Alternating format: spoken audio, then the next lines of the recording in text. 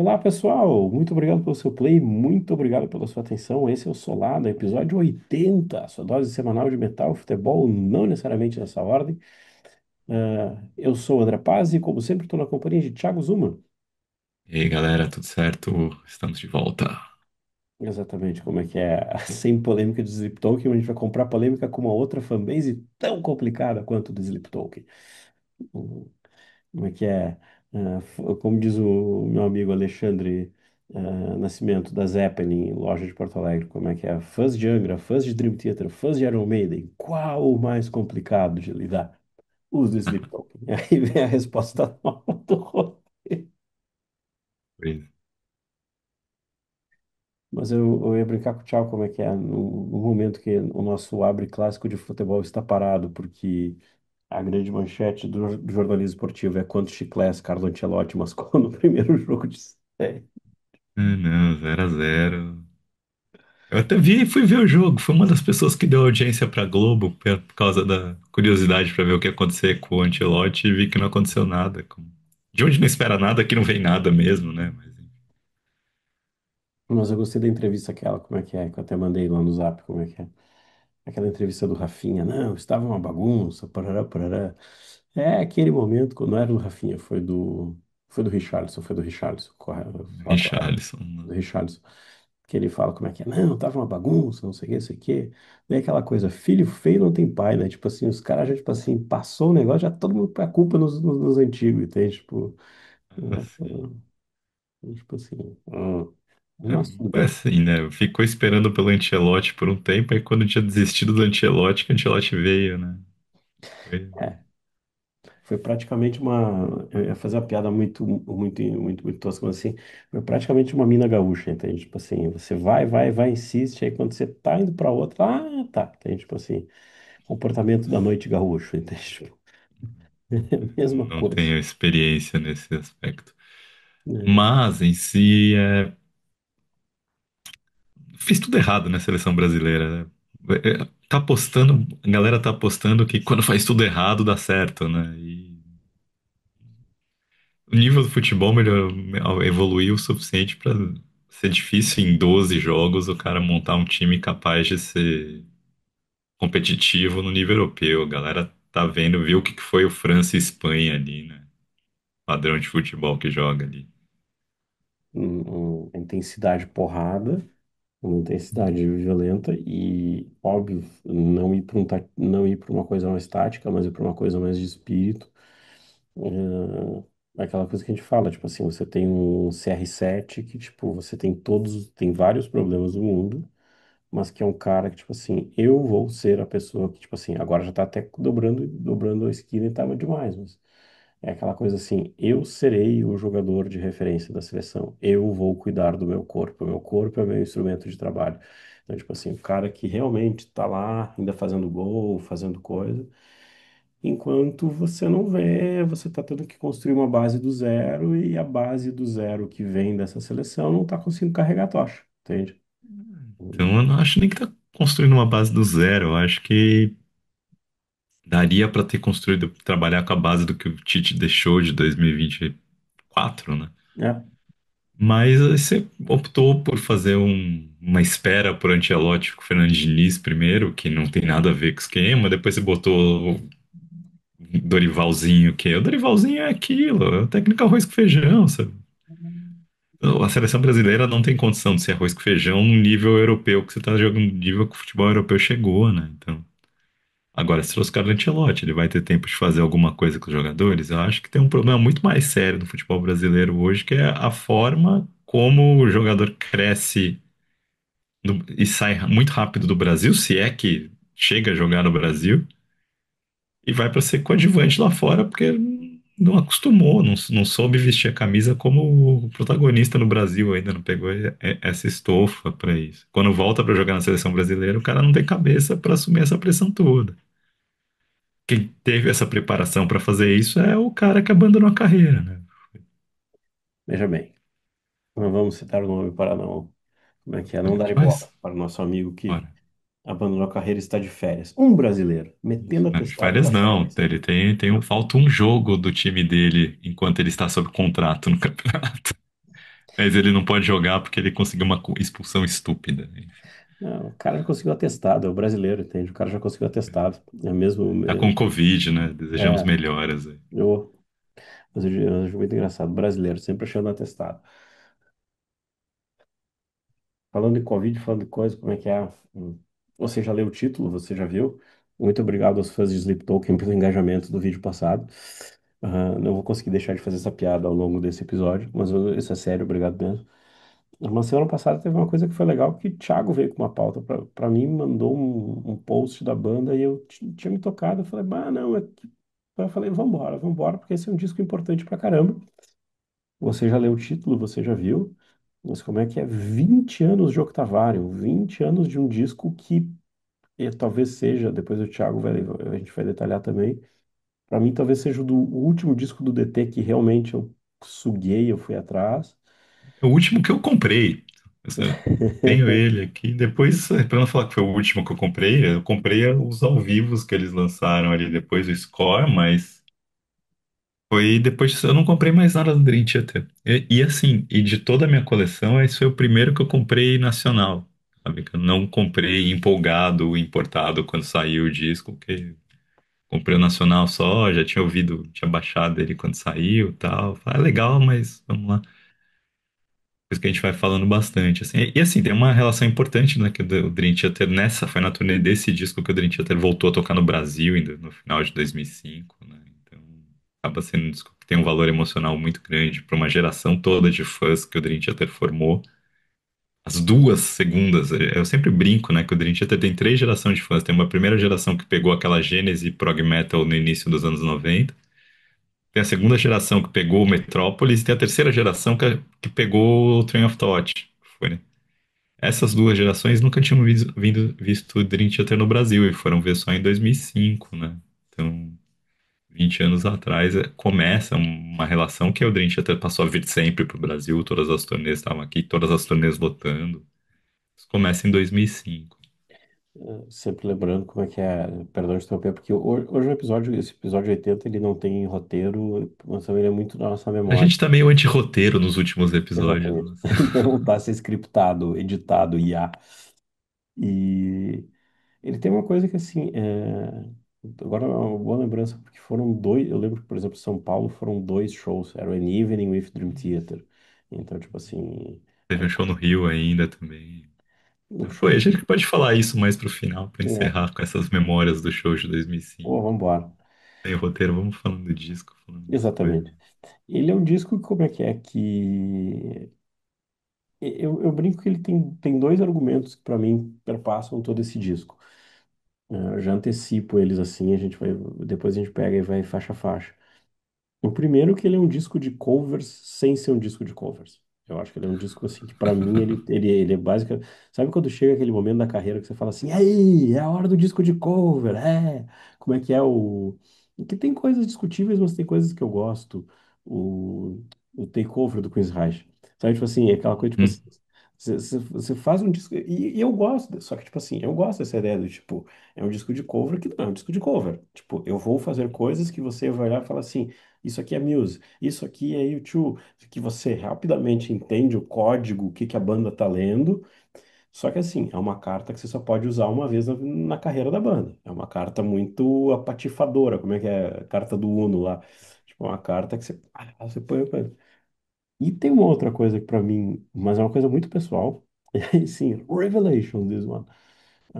Eu gosto de Winter Rose. E pra mim esse é um disco assim que ele é totalmente assim, ó. Não.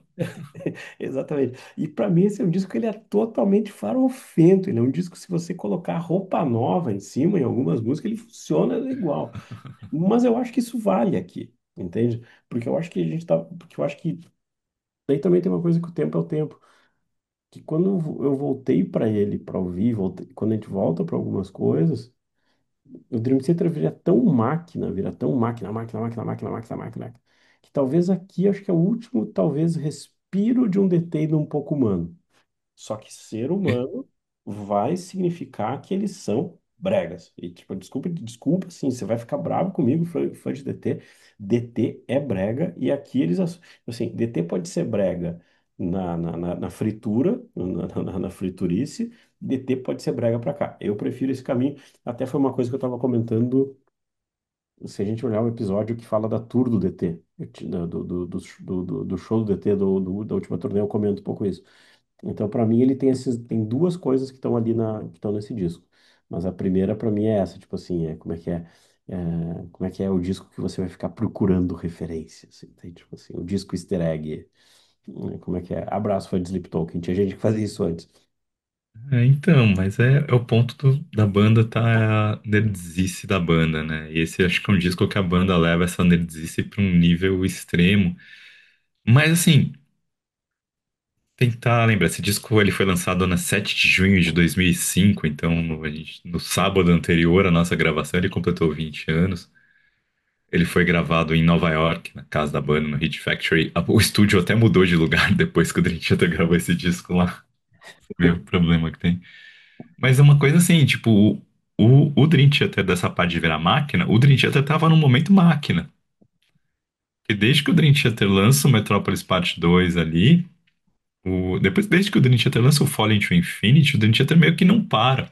Porque acho que eles ficaram tão traumatizados com os 18 meses que a banda ficou meio num hiato ali pós-tour do Awake até poder ir gravar o Falling. Dá 18 meses, mais ou menos, que eles ficam sem saber o que vai fazer, compondo pra caramba e esperando a hora de vai pro estúdio. E nunca vem essa hora do vai pro estúdio. Gravadora fecha, o empresário vai embora, o A&R vai embora, o empresário vai embora. Os caras ficam num limbo total. E como a coisa funciona, principalmente a partir do, do Metrópolis Parte 2, é aquilo. Termina o Metrópolis Parte 2, eles já vão pro estúdio pra gravar os scenes, o Six Degrees. Termina a turnê do Six Degrees, eles já vão gravar o Train of Thought. Termina o turnê do Train of Thought, eles já vão gravar. O Train of Thought termina em novembro de 2000 outubro de 2004. Esse disco vai sair em junho de 2005. Então, assim, quer ver? Até tem a data específica que termina esse show. O último show deles é 22 de setembro de 2004. Eles tocam no México, terminando a turnê do Train of Thought. Em novembro, eles já estão entrando em estúdio para gravar esse disco. Tipo assim, vai, dá um oi e volta. É isso, sabe? Então, e eu acho que talvez o grande defeito desse disco pra mim é que eu acho que esse disco é meio cansado, mas conceitualmente, o que que tinha acontecido? O Dream Theater, quando ele conquista essa liberdade criativa no Cines, no Metrópolis Parte 2, eles vão ver o limite disso daí. Acho que eles estão até testando a gravadora, quanto que eles aceitam, gente. No Six Degrees, eles lançam, tipo, um disco duplo, uma música de 46 minutos, trabalhando todos os exageros possíveis. Um Exatamente. desses exageros é a Glass Prison, que vai ser a primeira parte da saga da cachaça, né, da 12 Step Suite, que naquela época ninguém sabia se aquilo ia ser uma saga, ninguém imaginava exatamente quantos episódios que ia ter disso, se é que ia ter mais que um, porque a música tem o começo, meio e fim, né? Exato. E o fato de ter caído tão bem para suas uma música pesada de 12 minutos, 13 minutos pesada do início ao fim, faz com que a banda arrisque fazer um disco inteiro nessa linha que vai ser o Train of Thought. Train of Thought pesado do início ao fim, trabalhando extremidade do peso em quase 75 minutos. Um monte de música longa, um monte de música pesada. O Octavarium, eu lembro que pré-Octavarium a gente estava imaginando o que que eles vão fazer agora, né? Depois desses dois, assim. E a minha aposta, assim, eles vão voltar para tentar fazer algo mais conciso, eles vão tentar ir para o outro extremo. E não foi bem isso, assim. Eles tentam fazer isso também, mas eles voltam a tentar, eles tentam refazer um disco clássico do Dream Theater no Octavarium. Tem essa, assim, eles procuram fazer isso. Mas ao mesmo tempo tem tanta influência de coisas diferentes, assim, que estão tão visíveis que me dá a impressão de ser um disco cansado da banda chegando acabando a criatividade da banda, sabe? Então você Sim, é começa a quase, ter. desculpa te interromper, quase tipo assim um apatifamento. Tá, vamos se É inspirar em isso. outros. Vamos colocar porque é natural, assim, a banda você inspira, pô, os caras estão pirando com Muse, vão lá, vamos pegar coisa do Muse e tentar trabalhar e fazer uma coisa nova em cima disso, mas claramente a banda não conseguiu amadurecer isso o suficiente, essa ideia. Eu nem vou falar que ficou ruim, porque eu acho que é uma das melhores músicas do disco, mas, assim, não amadureceu, a ideia não foi tão amadurecida para falar que isso não parece um plágio, sabe? Tipo, quando você ouve Until It Sleeps, do Metallica, Until It Sleeps do Metallica começou com eles tocando Fell on Black Days. Eles tentavam tocar, eles tocavam Fell on Black Days no estúdio brincando e trabalhando, brincando aquelas melodias e trabalhando em cima, e aquilo, de certa forma, foi pegando a cara do Metallica conforme eles iam trabalhando naquilo. Só que é o Metallica 18 meses em estúdio trabalhando numa música, Com verba pra isso. com verba pra isso, né?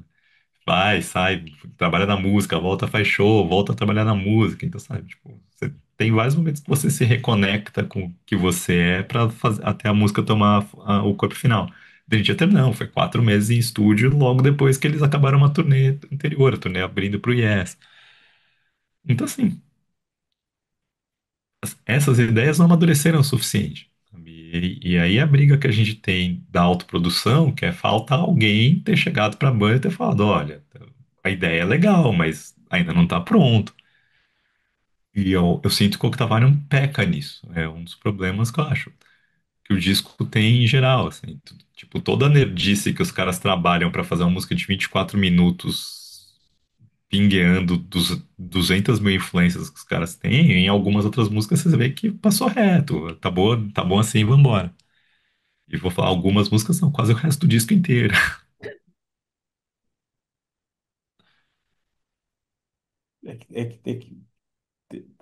Hoje tá massa, porque é que daí também tem uma coisa que assim, o DT tinha, e o DT tem com a volta do Cortina, uma carta branca na manga que é: eu posso ser nerd, eu vou ser nerd, a minha fanbase quer nerdice. E se você, como é que é? E aí, como é que é? A gente tá falando disso em 2005 e tá usando a palavra mais dita em 2020 em diante. A narrativa colocada na época era. Abraço pro episódio Sleep Token, a narrativa, o mistério. A narrativa da banda é, não, essas são, tipo, isso aqui, tipo, essa coisa, tipo assim, não, nós, como é que é? Essa questão toda de, não, a gente tá olhando isso aqui são as nossas inspirações, isso aqui são os easter eggs, você tá, como é que é? Vamos lembrar que, não lembro se aqui teve Inspiration Corner, mas sempre tinha aquela coisa do tipo, o que que a banda tá ouvindo para poder gravar o disco, entende? Então, tipo assim, agora dessa vez o Inspiration Corner tá, isso aqui é maçonaria de maçonaria, maçonaria do Dream Theater. A banda tá te entregando o Inspiration Corner do tipo, então tá aqui o que os caras estavam ouvindo, entende? Como é que é? Daria pra gente, tipo assim, você pode ouvir essa minha frase com uma crítica, você pode ouvir essa minha frase com uma passada de pano. Você escolhe como é que é. Você, Thiago, você que estava ouvindo, escolhe isso. Você tem uma coisa que é tipo assim, ok, é como se eu tivesse no mundo pré-playlist e você dissesse assim, eu tô entregando a minha playlist que eu tô ouvindo pra você. Toma isso aqui, entende? Só que, óbvio, é que tu falou, tipo, falta o sovar a massa, deixa a massa crescer, deixa a massa crescer. Que é uma birra que eu tenho com algumas coisas que depois eu vou pegar, assim. Mas é muito isso, assim, deixa a massa crescer um pouco, mas é a narrativa da banda. Não, esse é o nosso Inspiration Corner, como é que é? Quando você vai encontrar as trocentas e 89 referências escondidas, como é que é? Que vai de, como é que é? Genesis a Ramones na Octavário, entende? É tipo, Gaba Gaba Hey, Gaba Gaba Hey, Mai Mai, tipo, as coisas tipo assim, ei, vamos colocar, sabe? Tem uma hora que você diz assim, legal, cara. Mas até na própria nerdice tem uma hora que você pode dizer assim, sabe? Tipo, É, não, a nerdice, assim, começa pelo conceito do Octavarium, né? Que eles chegam no Octavarium porque era o oitavo disco de estúdio, com 5 discos ao vivo antes. Então, as oitavas com as 5 acidentais ali. Você não manja muito bem essa parte ali, mas as oitavas com 8 naturais e 5 acidentais, né? Eles colocam isso daí. E aí eles vão compor o disco, cada música com uma afinação básica para cada música, para ir colocando, indo, fazendo indo início para voltar ali. E aí isso vai ser transposto para capa. A primeira capa deles com o Hugh Syme, né? Que vai fazer todas as capas depois do Dream Theater, mas até então eles não tinham trabalhado com o Hugh Syme ainda. E aí no Hillsime bota o pêndulo de Newton ali pra fazer a Hillsime. E aí, pêndulo de Newton com 8 bolinhas ali, e aí os fiozinhos em cima, quando você olha, parece que tá formando um teclado, né? Parece que tá formando teclas de um piano, quando você olha essa parte de cima dos fiozinhos. E tem 5 pássaros, né? Então, você tem a coisa ali. Do 8 e 5 também. Aí, o que eu nunca entendi na capa, e aí talvez alguém pode falar, o que que é essa moça que fica, aparece aqui embaixo, com a cabeça junto, indo com o pêndulo, assim? É a menina que Tem tá nada a tocando ver. os outros discos, eu acho, não. Não faço ideia o que que é essa menina que tá aqui Lembro, na capa, se é alguma referência histórica que mas faz das outras capas do disco e tal. né? Mas agora tu foi falar uma Mas, coisa que eu me lembrei assim, das parcerias com o Hugo Simão, eu acho que talvez eu arriscaria uma coisa meio pesada, mas eu acho que é a melhor capa do Hugo Simon para eles. Por que que eu digo isso? Porque, cara, que tô olhando, é muito engraçado, tô olhando faz uma. Porque, tipo assim, é uma capa que ela é extremamente básica. Tirando a do penúltimo disco que tá lá, aquela a do DT que é toda preta, e aquela do Dramatic Turn of Events, que tem um conceito copiado, não é de Spock's Bird, não lembro de quem, que tem um conceito meio copiado na mesma época. Eu gosto dessa capa, eu acho que é uma capa simples, tipo assim, ela não é uma capa poluída, entende? Os detalhes do passarinho, da coisa, é detalhe na coisa. Então acho que aqui ainda é um acerto para mim nesse ponto. Mas como é que é? Eu ia pegar como é que é a do. A View from the Top of the World é legal, vai. A do Distance Over Time é uma capa que acabou usada para Dedel por conta dessas coisas de IA. Teve até editorial do New York Times que usou. Então aqui começa uma parceria, mas tipo assim, exatamente, porque é a uhum. imagem clássica do tipo, porque daí é muito clichê a mão do robô segurando a caveira humana. Tipo, cara, 38 já tentaram isso, entende? E o pêndulo de Newton com a coisinha ali marcada com o DT, ok, se adaptou ao conceito, foi embora. E, e até uma outra coisa engraçada. Talvez aqui seja, porque isso é uma coisa que a gente fala já uns, a gente chegando perto do podcast 100, a gente vai lembrando de umas coisas do passado. Ahn, Tem muito aquela coisa que, assim, uma capa muito básica rende uma arte boa de camiseta, rende uma arte boa de backdrop, rende uma arte que você capitaliza. Aquilo que a gente ria, assim, a gente tava até, como é que é, olhando as coisas do Iron. A gente fala que às vezes o Iron é mais ou menos, mas, tipo assim, o Iron sabe pegar uma imagem para uma música e trabalhar aquela uma imagem para uma música. Você pode ter um Ed super bem desenhado, mas você não tem um Ed poluído demais no fundo. Então, acho que aqui ainda tinha um Hugh Simon que funciona. E tem esse conceito que você falou, tipo as oitavas do piano, parará. E daí tem uma mensagem que eu mandei pro Thiago no pré-render do episódio, que eu falei assim, bah, aqui dá pra ver que o Jordan já começa a melar a história. Eu acho que ele já tá melando desde os cines, mas enfim. Você olha e fala, cara, não, velhinho, não. Depois eu vou pegar uma música, pra mim tem uma. Mas, tipo assim, eu falo, cara, não. Tipo assim, tem uma coisa que pra mim é muito engraçada nesse disco, que apesar de, mesmo com a música do Muse, caramba, a, Never Enough?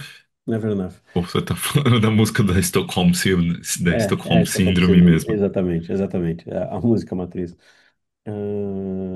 Que na verdade, o DT já tinha feito isso na Six Degrees. Six Degrees já era um pouco o blueprint, isso que nem tu falou, tipo, como é que é? Solitary Shell é Salisbury Hill, até o Salisbury Hill, nome, total. ó. Tipo assim, o nome passa batido, o nome passa, tipo, igual, tu tem um susto de Spotify ali. Mas tem essa coisa de, eh, a banda pra mim aqui é uma banda que ela tá mais orgânica de uma certa forma, e por ela estar mais mansa, o momento que ela tá mais raivosa vai funcionar. Só que daí tem o Jordan indo na contramão, entende? Como é que é a história? Não, é um disco que foi composto com piano, que foi composto com guitarra, tipo, foi um disco composto na base. Só que daí pra mim, assim, é a banda indo pra um lado e o amigo começando a ir pro outro, sabe? Tipo, O amigo não consegue ir pro mesmo lado, eu acho que esse é o problema. No Train of Thought ali, ok. O Train of Thought é ruim, né? Mas aí você não imaginava que naquele peso todo ele fosse conseguir achar o espaço dele. Mas no. E no Train of Thought é aquilo, aquele peso todo, eu acho que ninguém acha espaço nenhum. Pra mim é uma cacofonia desgraçada aquele disco. Com um ou outro refrão que passa. Mas no Octavarium é assim, você percebe que a banda tá tentando voltar para um som clássico e eu precisaria que o tecladista ajudasse nessa hora. E o tecladista não ajuda. Eu acho que é um problema que fica nesse disco. Mas eu também, eu acho que ninguém se ajuda muito nesse disco. Eu acho que esse é um problema meio sério, assim. Agora, E é aí que aquilo, eu... foi a Ah, primeira vez que a banda trabalhou com orquestra, né? Orquestra, exato. orquestra. Até então era tudo sintetizado. Dessa vez eles tiveram uma orquestra tocando nas músicas, quarteto de cordas de fato tocando na música.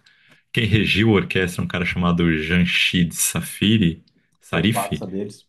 que foi parça deles na Berklee College, né? Estudou junto com eles ali, assim. Então, tem alguma coisa nova, sempre alguma coisa para crescer. E essa parte da orquestração vai ser importante no score, que é o disco ao vivo que sai dessa turnê, que eu acho o melhor disco ao vivo com o Jordan que eles têm, assim, em termos de performance e setlist. Ainda que eu acho que o Budokan é bom também. É que não é difícil, tipo, não é difícil a comparação. Era engraçado, né?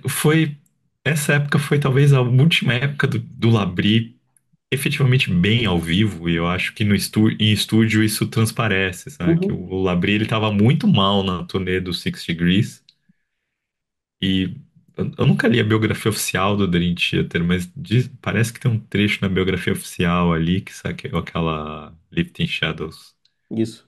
que eles assumem, que ele fala, que o Portnoy assume que eles tiveram que ter uma conversa com o Labrie do tipo, amigo, não tá dando, sabe? E aí o Labrie foi refazer aulas de canto, isso pra tour do Train of Thought ali. Porque o Train of Thought ia desgastar muito a voz dele.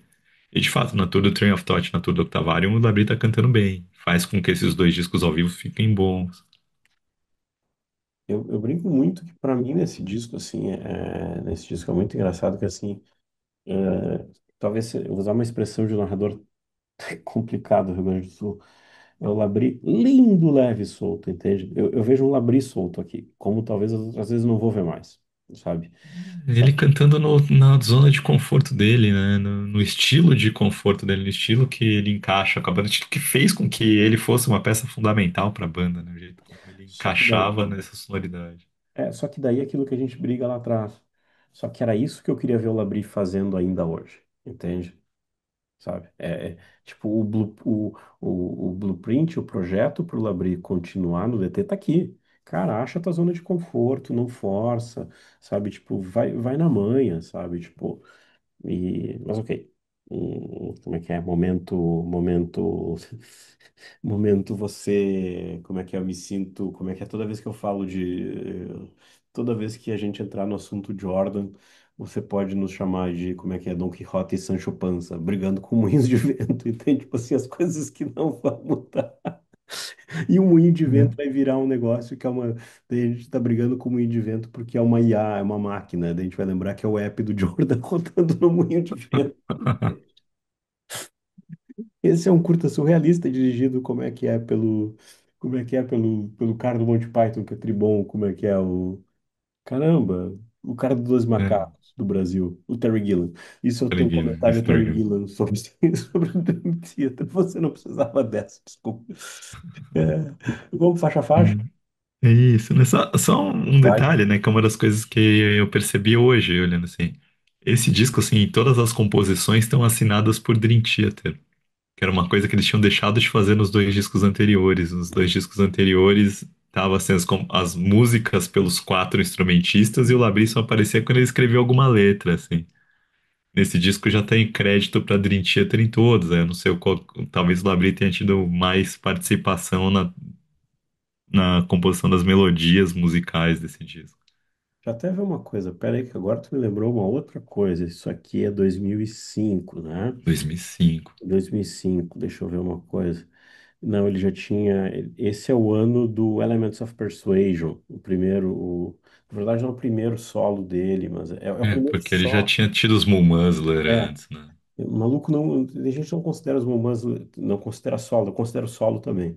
Mas o Mas Mumbãs é solo, o Mull Muzzler, assim, ele montou uma banda porque talvez ele não quisesse encarar a rejeição toda que teria se ele falasse que era só o James Labrie, que ainda não tinha segurança pra falar isso. Mas o Mull Muzzler, pra mim, é trabalho solo do Labrie ali. e já no Mumbãs, mas o que vai continuar no Elements of Persuasion o senhor Mike Mandia aparecendo ali. Aí, beleza? Aí, tem uma vaga aí, beleza? Tem uma atividade na laje.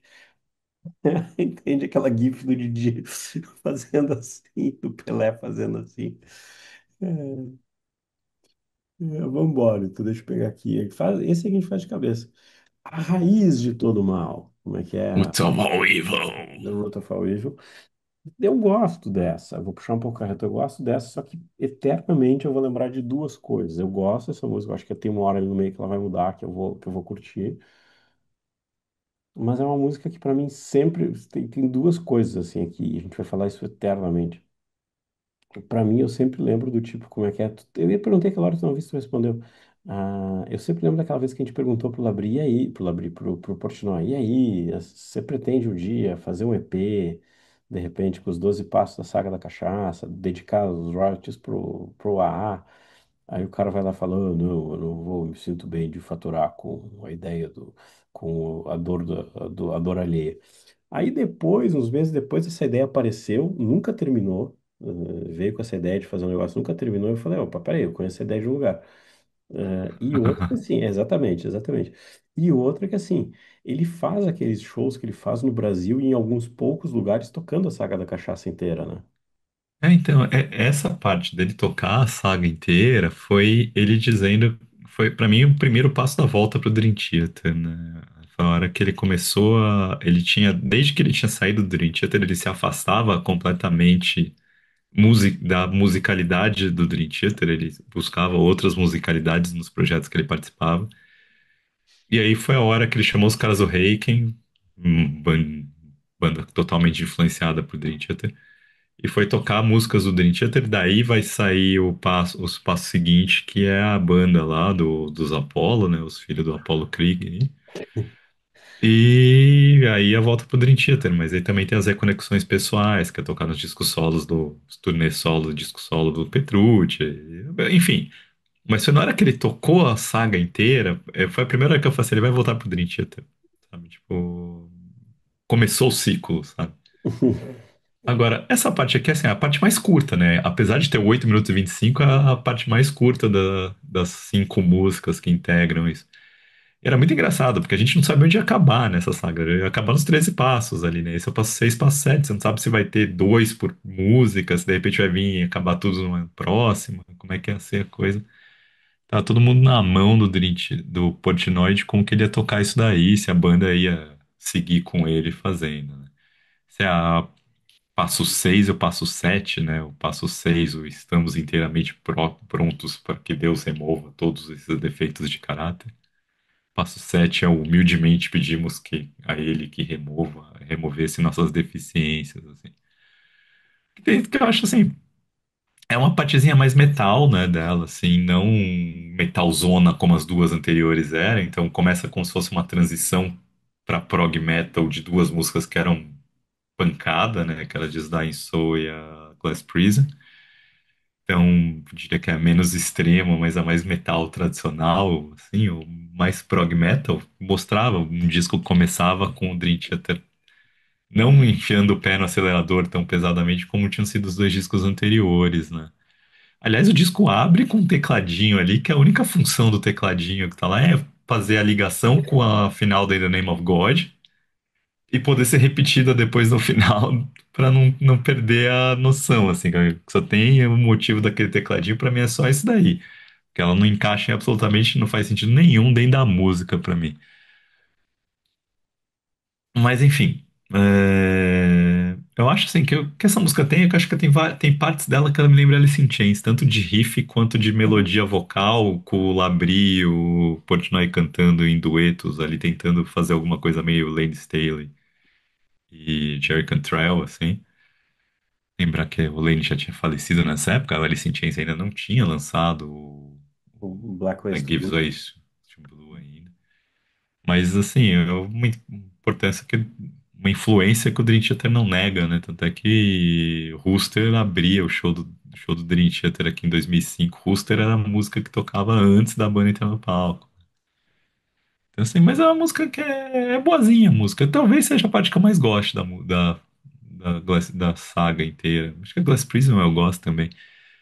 Mas Assim, não acho nada ultra inspirada, mas enfim. Entra naquela coisa de cansaço que eu acho. Você repete uma parte da ideia anterior da música, tem a parte que ele repete um pouco disso da Soul, mas que faz sentido, porque você está fazendo um musical de passos, que essa repetição é natural que aconteça. Mas assim, não é uma música que me convence muito, não. Assim. Depois vamos para The Answer Lies Within, que Eu é. só uma coisa assim, Fala. antes de falar, queria lembrar assim, que é uma música. Já que a gente tá falando de compulsão, né? Só falar ali do Léo Bertozzi, né? Que acho que foi um assunto Sim, dessa semana, desse fim de semana ali, torcendo pela recuperação dele, exatamente, exatamente. Ah, não, assim, eu ó. acho. Cara, como é que é? Caras Todos mais nós. gente boa que tem ali, né? Pô, pô. E como é que é? E só um PS. Sim, a gente está torcendo para essa plena recuperação. E independente do que tá rolando, assim, cara, se você joga, pula fora, cara.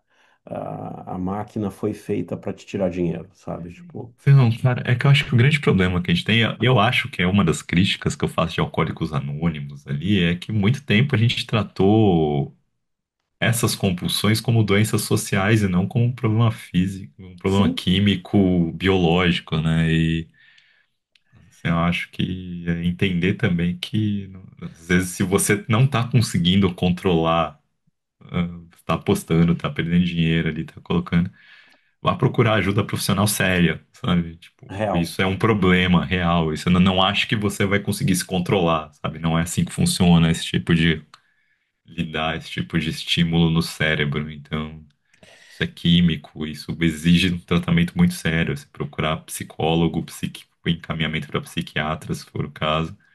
O tratamento é mais do que você tentar se controlar, sabe? Mais do que você excluir o aplicativo do seu celular e achar que não vai acontecer nada.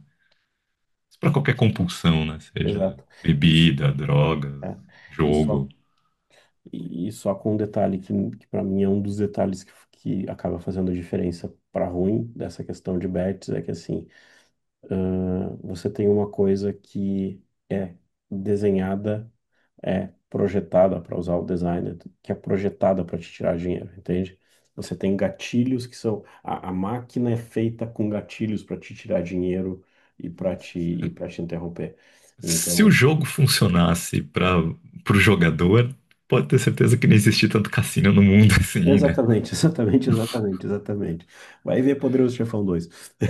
Então, assim, é, é exatamente isso, sabe? Exatamente isso, assim, é bem, bem por aí. Antes da gente falar da Dancer Lies Within, lembrar uma coisa, né? Que o CD tinha aqueles menos. Aham. Tinha várias transiçõezinhas no CD que não estavam incluídas a música.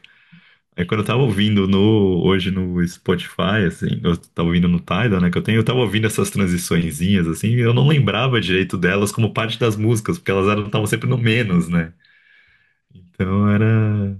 no Spotify, pelo menos no Tidal, essas transiçõezinhas estão todas lá no final de cada música, as músicas estão um pouco mais compridas. Mas, Mas tinha uma sonzinhos de natureza quando termina a música, que é a transição para a segunda música, que é The Answer Lies Within. Isso tem só no CD, quando você colocava no CD ficava menos 18, 17. Normalmente tinha menos um, 2. Normalmente essas transições eram de segundos. Nesse disco do Dream, essas transições são longas, assim. mas é que isso é legal. Tipo assim, aqui é a nerdice. Aqui é tipo essa coisa. E de Total novo, nerdice, assim. tipo assim, os limites da nerdice, porque logo ali na esquina ia vir um negócio chamado plataforma, e, tipo, creu na coisa. Ai, The Answer Lies Within. O momento mas começa a fazer como é que é? Uma calma, uma rar, uma calma, uma rar, agora, a calma. gente vem agora uma sequência de 4 letras do Petrucci, né? Duas letras de positividade tóxica pra mim, duas Principalmente na letras primeira, dele né? falando do fundo do poço, assim. Sempre lembrando o seguinte, se você lembrar como é que é, o primeiro sucesso da banda é Paul Meander, que tem muito de positividade tóxica também, entende? Não, o Paul Meander eu acho que é uma letra meio sem sentido do Kevin Moore, tentando achar um Não, sentido não em é, não é Paul Hamlet Meander, é. ali, Não, não, assim. não, não, não, não. Não, é Another Day, é Another Day. Ah, nada dele fala do pai dele, né? E É, acho o que Won't já Find traz pra You. casa o pai, quando o pai teve o diagnóstico de câncer, né? Ele tentando falar pro pai lutar, né? Não se deixar sucumbir pra doença. Depois vai ter, depois da morte do pai, vai ter a música no Falling to Infinity, que agora sumiu o nome dela na cabeça. Sim, sim, sim, sim, sim. Putz, qual que é a música do Falling, que é o nome dela, assim? É que é, Caramba. pegou na cidade, não é. É, Como é que é? Você está pegando. A idade está chegando. Take Away My Pain. Tem corrida no pé, exatamente. Away My Pain. Exatamente. Uma das músicas que a demo é muito boa e eu achei que a versão de estúdio ficou boa também, bem diferente, assim. Mas Exato, enfim, exato, exato. voltando pro Octavarium. A Answer Lies Within é muito pior que qualquer uma dessas três que a gente citou. Sabe, tipo, eu acho uma baladinha bem qualquer coisa, assim. Eu não lembrava que ela existia e depois que eu ouvi eu lembrei porque que ela não existia. Porque eu não lembrava da existência dela, assim. É, Assim, mal bem tem um quarteto de cordas ali. É uma musiquinha bonitinha, brega pra diabo, como a gente mas aí, falava vai ter a ali. minha tese. Aí é a minha tese. Mas eu não acho bem boboca, assim. Eu não lembrava dela. Eu olhei e enfim, é uma daquelas músicas que ficou esquecida no repertório do Dream Theater. Gostaria até de ver quando. Até vou abrir aqui o Setlist. Setlist FM pra ter uma ideia de desde quando o Dream Theater não toca essa música ao vivo, assim. Porque ela não. O Tavares não é um disco que fez muito sucesso, né? Ó, Answer Lies Within, segundo, foi tocada em 2005 e 2006. Ó. Depois da turnê do Octavarium, ela nunca mais voltou Hum. às turnês do Dream Theater, a única que nunca mais voltou. Assim, as outras todas tiveram reaparecer. E mesmo na turnê do Octavarium, ela aparecia só naqueles shows em que a banda tocava duas vezes na mesma cidade, ela acabava Assim, precisamos de aparecendo. música nova. Não era, não fazia parte do setlist regular daquela turnê. Momento Spinal Tap da banda. Precisamos de repertório. Aí vamos para uma que para mim o tempo fez justiça, mas eu vou lembrar que eu vi ela ao vivo e quando eu vi ela ao vivo ela cresceu muito para mim, que é a This Waltz. Que eu acho Eu acho uma das melhores do disco, assim. eu acho essa música legal pra caramba. Porque ela tem duas coisas que para mim funcionam extremamente bem. Que ela é uma música que ela joga muito aquela parte. Ela talvez seja uma daquelas músicas que ela sabe fazer o Dream Theater, tipo assim, Dream Theater in a nutshell, sabe? Tipo, ela mostra o que é a banda. Ela é uma música que ela tem as partes mais calmas. Ela vai ter umas partes de que ela cresce, a história. Plan and find this house for me. E essa parte do refrão no show tem como é que é? Piadas infames colocadas, tem um molejo legal. Quando ela entra no show, essa parte do refrão funciona extremamente bem. Eu lembro que eu vi ela, acho que foi 2012, e aí eu falei assim, cara, eu não lembrava que essa música rendia tanto. Então, assim, essa pra mim é uma música que talvez o tempo só mostra como ela é legal, sabe? Tipo, ela pode voltar mais, assim, uma boa música na manga da banda. É uma das músicas que a banda menos tocou, assim, desse disco, segundo o Setlist FM, que não é uma fonte lá tão confiável, mas do Dream Theater até pode ser, porque o Portnoy colocava muito, então se os caras usaram essa fonte do Portnoy tinha o setlist de todos os shows do Dream Uhum. Theater estavam no site do Portnoy. Se os caras usaram essa fonte, provavelmente isso aqui tá certo. É a segunda música menos tocada do disco. Só Answer Lies, enfim, tocou menos. Que é uma pena, porque eu acho que é uma das melhores músicas do disco mesmo, assim, eu acho. Ela se constrói muito bem em 7 minutos, sabe? Tem um solo bem honesto, simplesinho e funcional pra ela. Ela pesada, tem um groove legal, ela vai crescendo de uma forma legal. Eu acho uma das músicas, das melhores músicas do disco ali, assim. Não sei por que que a banda ficou tanto de lado, assim, deixou ela tanto de lado. Vendo aqui, segundo o Setlist FM, ela não é executada pelo Dream Theater desde 2012. Uhum. Foi tocada na turnê do Octavário e nessas turnês de 2011, 2012, que era a turnê do que isso aqui? É a turnê do A Dramatic Turn of Events, né? É a primeira turnê primeira turnê com o Mangini. Uhum. Eu lembro dessa música e falar, cara, que música legal. Sabe, Primeiro tipo, disco com o Mangini, né? Que teve uma turnê com o Mangini antes do disco sair, assim. como é que é? Dramatic Tour of Events. Isso foi como imagina, isso aí. 2012. Isso aí. Eu lembro que foi um show que até me deu, como é que é? Ela é a segunda do show. É um show que até me deu muita esperança no futuro com o Mandini. Tipo, eu tinha visto em Boston e depois eu vi aqui, eu falei, olha, pô, a banda. Ok.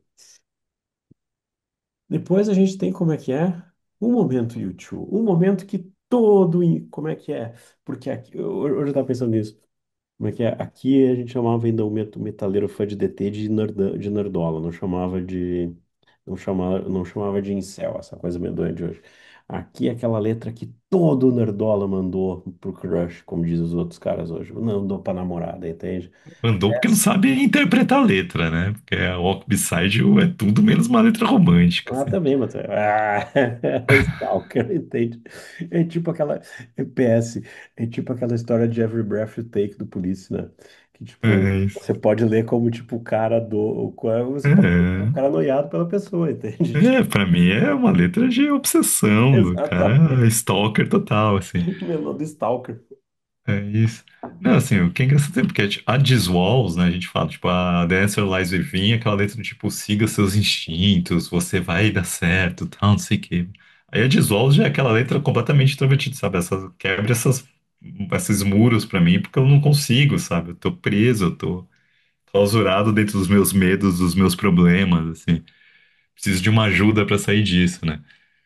Aí, ó, I Walk Beside You é, pra mim, uma música, uma letra puramente Nelson Ned, assim, a letra, né? Tipo, é total, ele tá falando de Jesus, você vai encontrar Deus e Deus tá sempre do seu lado, Deus tá sempre vendo o que tá acontecendo, Deus tá sempre te ajudando, não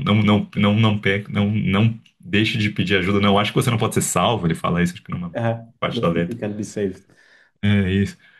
Então, assim, agora da música eu acho aí, talvez se tenha algum momento de guilty pleasure com o Dream Theater, é que eu gosto muito dessa música, eu gosto muito dos momentos em que o Dream Theater copia U2, assim, já tem a Speak to Me e a The Way It Used Baita to música. Be, que eram as B-sides do Bah, Fallen to Infinity, bah. e é Walk Beside, You, seria uma parte 3 dessas cópias de U2 pesadas que o Dream Theater fazia. E aquilo poderia ter sido mais bem trabalhada para ficar menos cara de YouTube, mas mantendo um pouco essa inspiração de YouTube? Podia, como Speak to Me, a The Way It Used to Be, de certa forma, eram detours, assim, eram left fields pro Dream Theater do jeito que colocava, mas são bonitas. E eu acho que a Walk Beside acaba sendo uma música bonita, apesar da letra ser isso.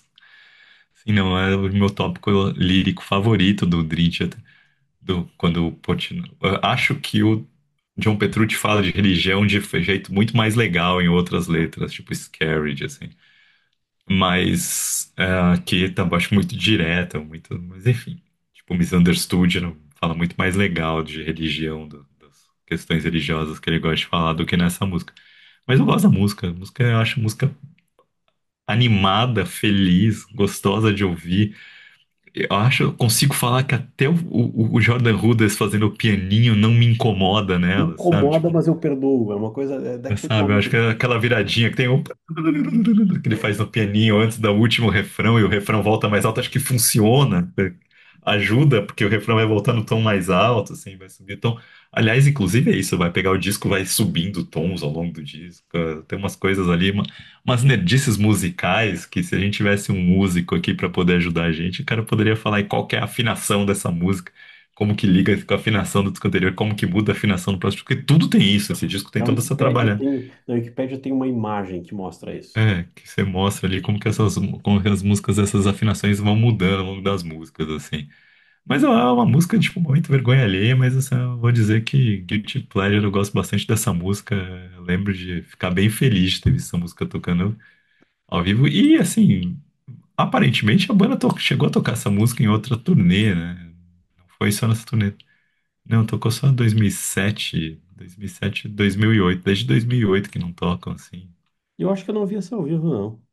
Eles tocaram, não, tocaram em São Paulo. Você foi nos dois Ah, shows de São tocaram, Paulo, tocaram, tocaram. tocaram porque nos dois shows de São Paulo eles tocaram o disco inteiro, assim. Isso. Tá certo, tá certo, tá certo, tá certo. Em 2000, tocaram na turnê seguinte, em algumas datas da turnê, inclusive acho que no show, aqui pelo que eu tô vendo, no show de 2008, no show que eles fizeram só em Minas, eles tocaram no Luna Park em Não, eu 2008, fui na pra turnê caramba. já do Systematic Kells. Mas aí abandonaram depois da turnê do Systematic Kells, nunca mais voltaram a ela. Em tempo, falou Nelson Ned, a build do Nelson Ned pelo Barcinski é boa pra caramba. Sim, né? A história do Nelson Ned é uma das minhas histórias mais legais, né? Uma das histórias mais metal que tem, tipo assim, Leia foi. A gente acho que eu indiquei numa edição do Solado no ano passado, uma edição do newsletter. Sim, é bem legal, assim, e fica de olho pra quem no Kindle vira e mexe aparece em promoção. Exatamente, pá, uma bela build. Depois a gente começa a ver o DT malvado, Panic Attack, como é que é? Panic Attack ou como é que é? Eu sempre confundo ela com a outra, mas tipo, aí começa a virar, tipo, começa a vir para uma parte mais. O DT volta a ficar agitadão, ficar malvadão. Isso, né? Nas quatro letras do Petrucci, né? Teve duas de positividade tóxica, agora daí aí volta, aí tem as duas enclausuradas da Diswalls e agora o cara tendo pânico, né? Porque não Exato. consegue fazer escolhas ali. Então tem duas do fundo do poço, duas de a resposta está aí, você vai conseguir. Mas a Panic! Attack, assim, eu lembro que Panic! Attack foi o primeiro single, né, que eles soltaram. Não que eles tenham lançado oficialmente singles, mas foi a primeira música do disco novo que eles revelaram lá atrás, assim. E eu lembro de ter gostado dela. Tem uns Iron Maidenismo total, sola completamente Iron Maiden. Que isso. Sim. É E que, divertido, é agradável, é gostoso de ouvir ali. Adrian Smith puro e imitando ali. e Mas assim, que, vai. não pode. Não, e que no show, agora eu lembrei, e que no show empolga, porque, tipo assim, a hora que até o Jordan dá uma trabalhada a favor do Petrucci. Então, tipo, bem ou mal dá uma. Se você pegasse, der uma. Como é que é? Entregar para algum desses magrão, entrega isso para aquele magrão que faz os vídeos do Eloy Casagrande, combina com tudo, o cara consegue até colocar um frevinho, sabe? Colocar um ritminho brasileiro. Dá pra até dar uma dançadinha ali naquele solo que funciona bem, entende? É, né? Você acabou sendo. É o maior clássico desse disco, se a gente for pegar ao vivo. É a música que eles mais tocam ao vivo, né? É, essa música ali. Mas, assim, estranhamente, ela ficou de fora de quase todas as tours com Mangini. Acho que só tocaram numa tour, numa pequena, numa turnezinha pequenininha com Mangini de 2015. E quinze. E voltou com o Portnoy agora, nessa primeira turnê com o Portnoy de 2015. Quer ver?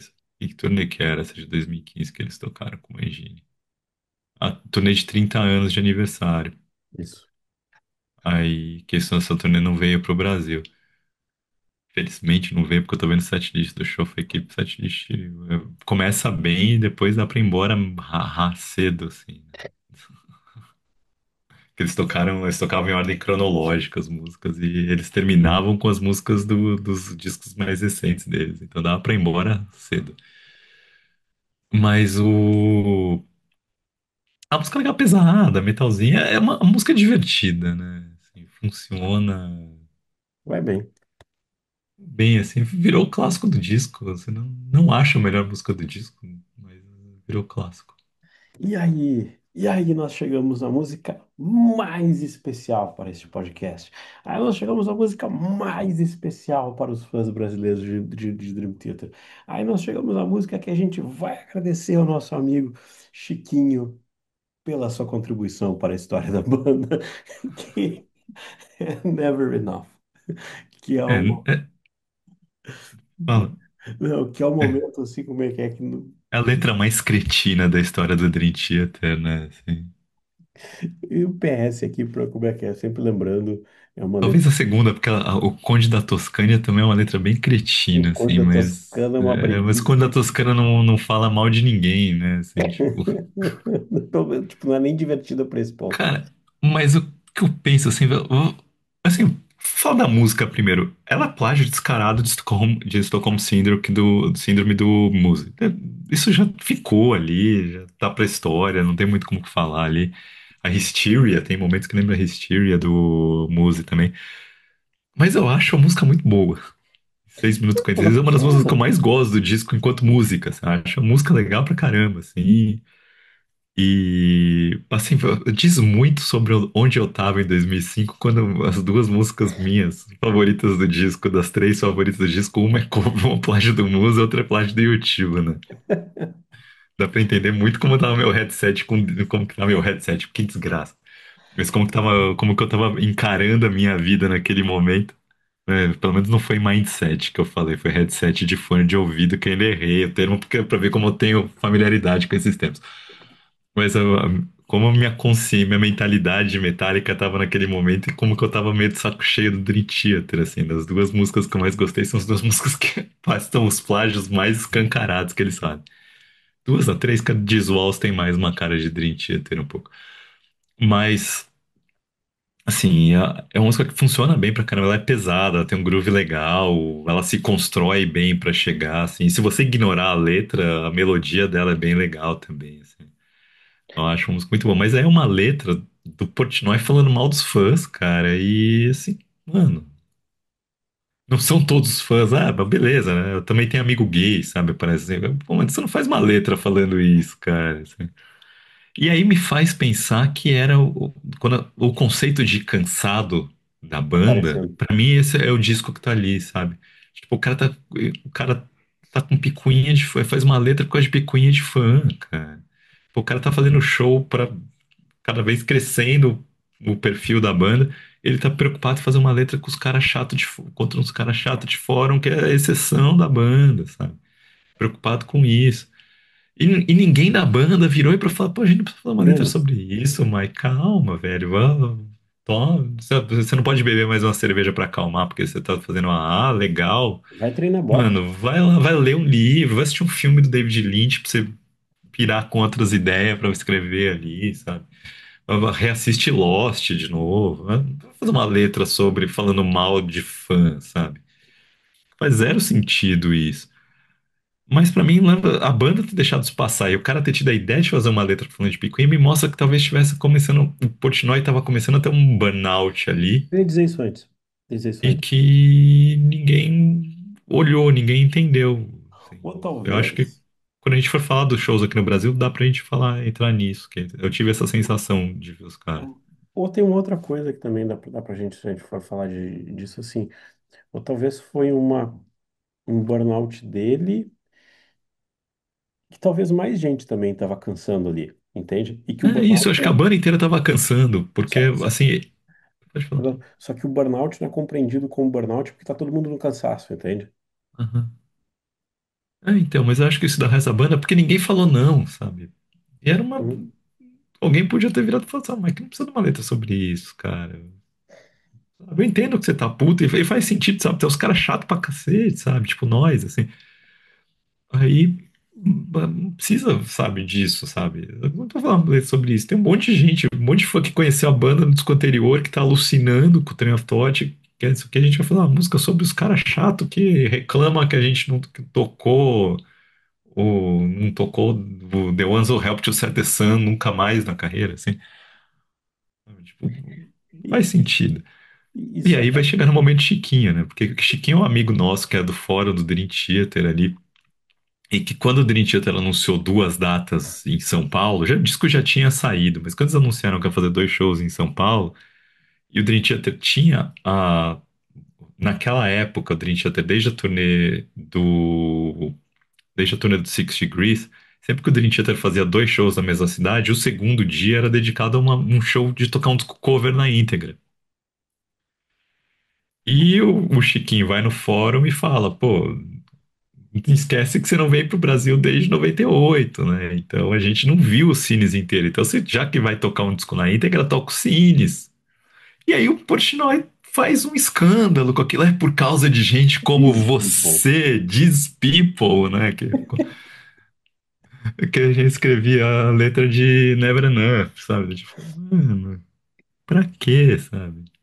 E se você conhece ele, pra quem conhece, é o cara super magrinho, mais velhinho agora, de óculos. É baterista, né? Alucinado por Portnoy, sabe? O cara mais fã, sabe? O cara falou só do tipo, pô, eu gostaria disso, sabe? Tomou uma espinafrada do Mike Portnoy no fórum ali, assim, sabe, cara? Mano, Eu lembro disso. É que também um PS, assim, isso eu nunca disse, isso é uma coisa PS, desejo solado para o futuro. Um dia eu quero chegar pro Portnoy e dizer assim, cara, sabe a vez que aconteceu isso? Sabe a vez que aconteceu isso? Desculpa, tá? Fui eu que aluguei o triplex na tua cabeça, entende? Tipo, um dia eu quero dizer pro cara, tipo, Eu vou tomar uma mesa na cabeça, mas eu vou dizer pro cara, tipo, olha, lembra disso aqui? Lembra disso aqui? Porque, tipo, ali foi, tipo assim, a gente era especializado em irritar o Portnoy. Tipo assim, a gente, qual Sim, que é esse mas era spot? divertido, porque o cara se expunha pra caramba, né? Então, e era uma época que a internet, tipo, o cara tá se expondo ali, mano. Aí você tinha, você cutucava também, né? Qual que é esse esporte preferido? Boxe, atletismo? Não, vamos dar Portnoy. Essa relação, quando você tem contato com o artista, é muito problemático, né?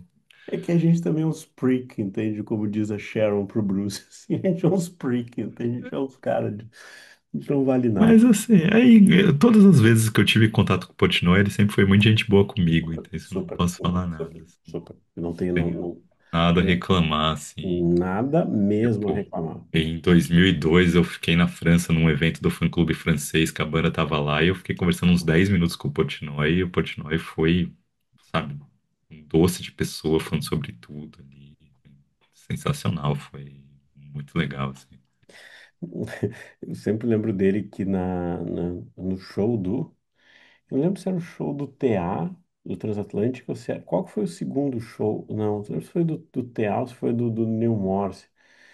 E que por conta da história da gente ter ido na ação de graças à casa do Neil Morse, o Neil Morse fica falando assim pra ele, tipo, eles já foram lá em casa, e, tipo, ele fica com uma cara do tipo assim, tipo, que doideira é essa? Sempre foi muito solícito, assim, não posso reclamar. Mas por isso que eu digo, um dia eu quero dizer assim, cara, desculpa, sabe? Tipo, tem esse karma pra zerar, beleza? Vamos embora. Depois a gente vai para Sacrifice of Songs, outra do Labrie, outra mais longuinha do Labrie, mas que funciona também. É, eu não gosto dela, assim, eu acho ela meio longa demais. Podia ter uns 2 minutos a menos, assim. Agora, sim, então, uma das coisas que eu não entendo é por que que deixaram o canadense escrever a música sobre o 9/11, né? Para A quê? letra sobre o É 9/11. o outro ponto de vista, o ponto de vista externo, É, mas o ele se assume como imparcial. se ele estivesse apanhando, né? Como se ele tivesse sofrido o atentado junto, né? Então, ele diz que, assim, ele passava muito a letra pra banda, pra que a banda vetasse se achasse alguma coisa. Ele não queria. Claramente, ele não quis fazer o que o Mike Portnoy fez. Eu não quero escrever uma letra que ofenda ninguém nisso aqui. Eu quero botar um ponto de vista.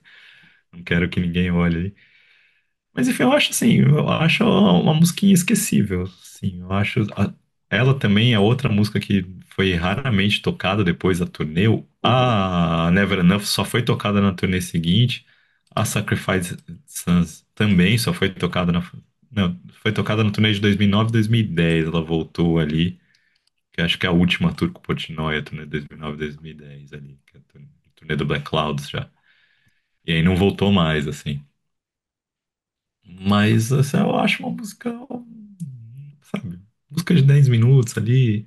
É cansada a música, né? Essa sensação que eu falo do disco ser cansado é disso, sabe? É uma música que não tem. Ela não tem brilho. Ela não tem nada errado, mas ela não tem brilho. Acho que esse é um problema que ela tem, e esse é um problema em geral do disco. Sabe? O disco não brilha, sabe? A Panic Attack, o que que eu lembro da Panic Attack? Dos solos de Iron Maiden, sabe? Então, o Ruta ao Evil, que eu lembro, mais ou menos umas partezinhas que me lembram meio Alice in Chains. Sabe, o que que eu lembro de Answer Lies Within? Nada. O que eu lembro de uhum. Sacrifice of Sons? Nada. Beleza? Tipo, mesmo a Diz Walls, que eu acho a melhor música do disco ali, eu não lembrava o jeito dela. Eu lembrei, eu ouvi e falei, putz, essa música é boa. Porque que, sabe, a banda meio que deixou de lado a música e colocou. Eu preferia ter ouvido a Diz Walls ao vivo do que ter ouvido a Panic! Attack no show, por exemplo. Uhum. Seria uma recordação muito mais legal, assim. Fácil, fácil, fácil, fácil, Mas, fácil. enfim. Agora, se a Sacrifice of Sons tem orquestra, né? É, Já tá orquestrada ali. Mas, enfim. Eu acho que é. Se não tivesse no disco, não ia fazer falta. exatamente. Eu tava lembrando aqui, eu fui procurar. Eu acho que é Flying, do Living Color, que é a letra do cara que tá pulando da janela pra se salvar, se não me engano. Tipo, que é uma senhora música sobre o 11 de setembro, entende? Que tá no Kaleidoscope do Living Color. Tipo, eu tentei procurar aqui, a referência, mas não consegui confirmar, que se não me engano, é a visão do cara que tá pulando pra se salvar, tipo, uma coisa meio tensa. É uma banda de Nova York que sofre com aquilo. Você vai querer ver, vai ter o The Rising do Bruce Springsteen, que é um disco inteiro composto pensando nesses temas ali. E aí é legal, porque é um disco que é composto de um jeito que. Uma visão muito sóbria sobre tudo o que estava acontecendo, sem ser americanófila total, mas também se sentindo A dor. atacado, mas sem ser tomar um lado imbecil, que foi como o mundo piorou a partir dali, também em função da resposta que foi dada a partir do que aconteceu. Aliás, ao vivo a gente tem que lembrar de colocar na newsletter dois momentos do show dele em Liverpool, né? O primeiro momento, aquele que eles chamam um certo morador nobre de Criancinha, Liverpool de e a Londres, criança. como é que é? Foi Liverpool, né? Foi em Liverpool, foi Liverpool.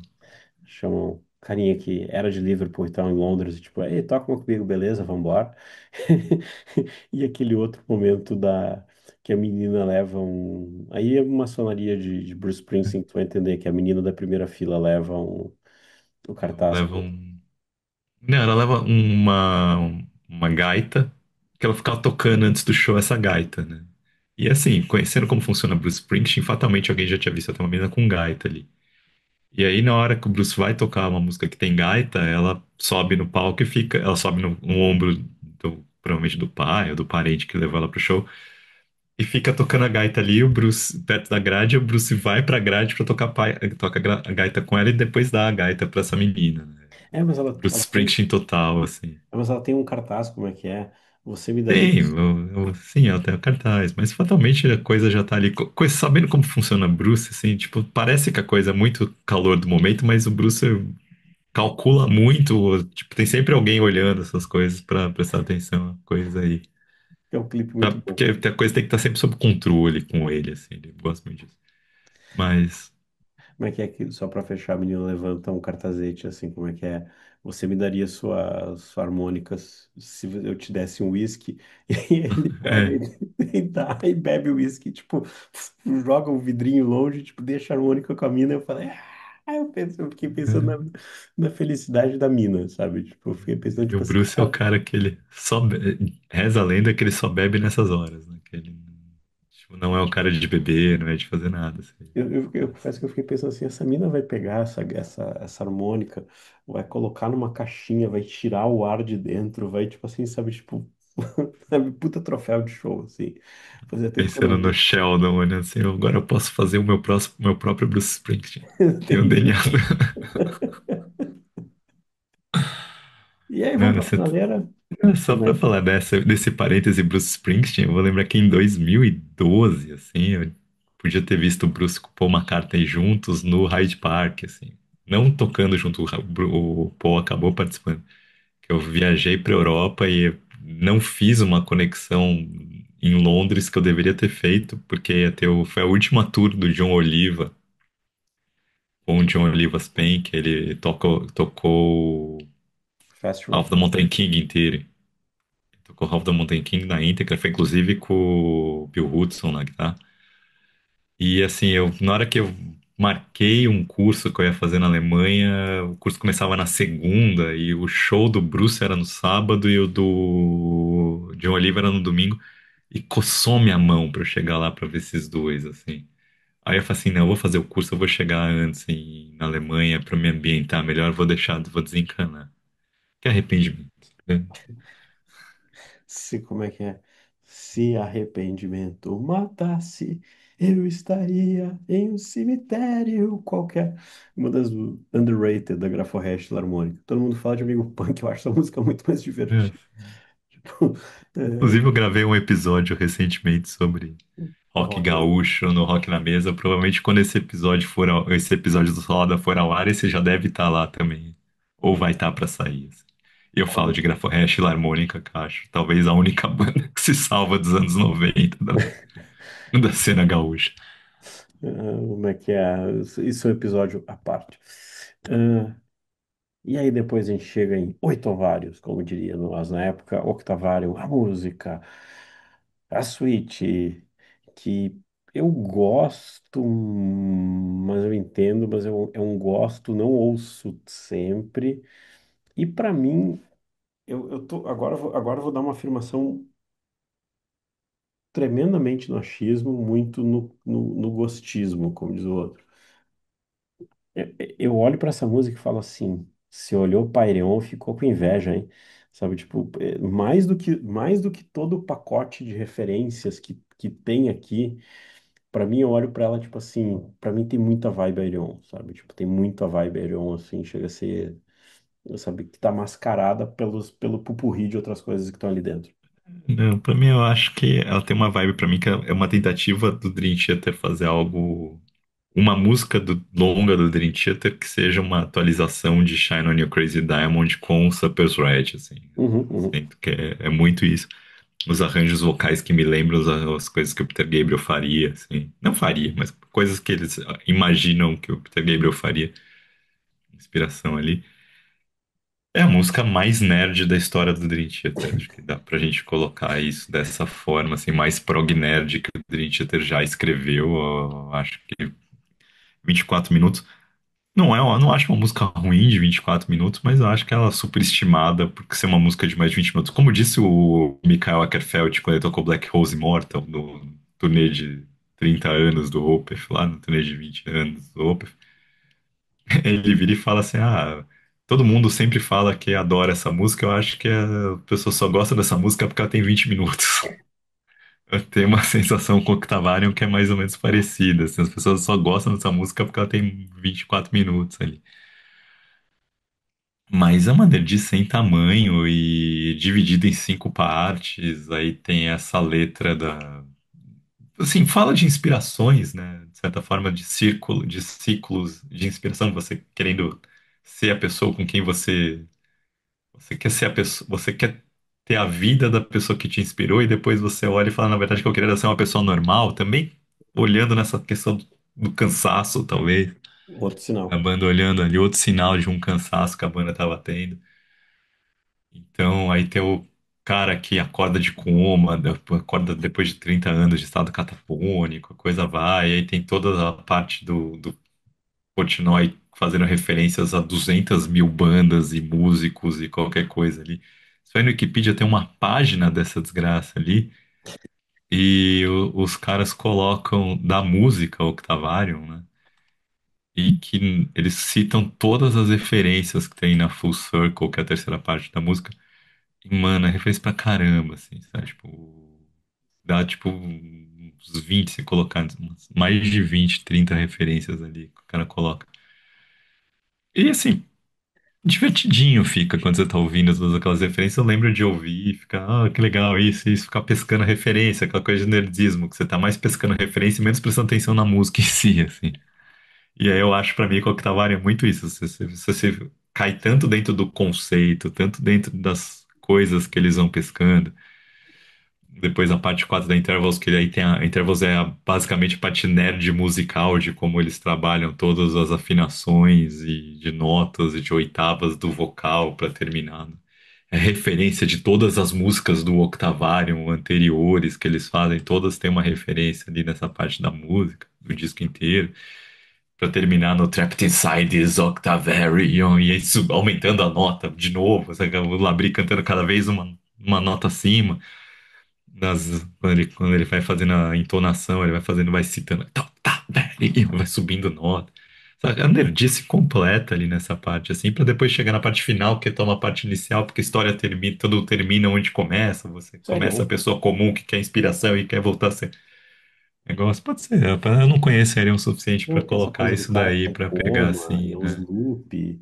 Aqui é bem, bem. Como é que é? Como é que é o Luiz Caldas? O Luiz Caldas holandês. Arjen Lucassen pirando na batata. Mas aqui tem uma coisa nessa música que, assim. Essa música, pra mim, ela fala uma coisa nada a ver. Essa música, pra mim, ela virou quase uma maratona.